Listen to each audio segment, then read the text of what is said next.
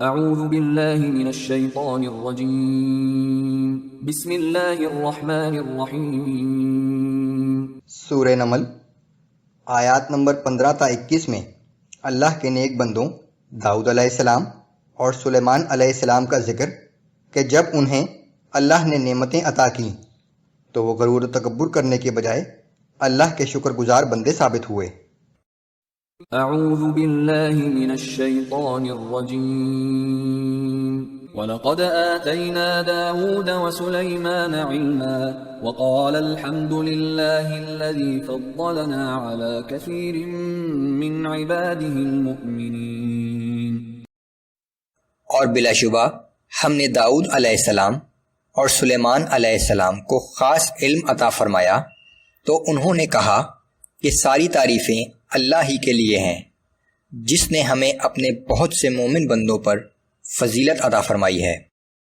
وَوَرِثَ سُلَيْمَانُ دَاوُودَ وَقَالَ يَا أَيُّهَا النَّاسُ عُلِّمْنَا مَنطِقَ الطَّيْرِ وَأُوتِينَا مِن كُلِّ شَيْءٍ۔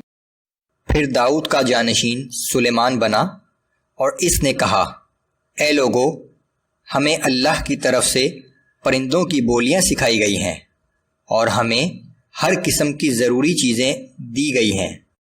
ان هذا لهو الفضل المبین۔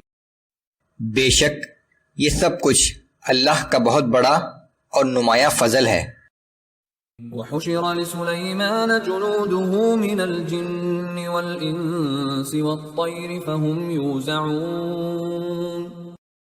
اور ایک دفعہ سلیمان علیہ السلام کے لیے ان کے لشکر جمع کیے گئے جو جنات، انسانوں اور پرندوں پر مشتمل تھے، پھر نظم و ضبط کے ساتھ ان کی صف بندی کی گئی اور روانہ ہوئے۔ حتى إذا أتوا على واد النمل قالت نملة يا أيها النمل ادخلوا مساكنكم لا يحطمنكم سليمان وجنوده وهم لا يشعرون۔ یہاں تک کہ جب سلیمان علیہ السلام اور ان کے لشکر ایک ایسی وادی میں پہنچے جہاں چونٹیاں رہتی تھیں تو ایک چونٹی نے کہا کہ اے چونٹیوں اپنے گھروں میں داخل ہو جاؤ، کہیں ایسا نہ ہو کہ سلیمان علیہ السلام اور ان کے لشکر بے خبری میں تمہیں کچل ڈالیں۔ فتبسم ضاحكا من قولها وقال رب أوزعني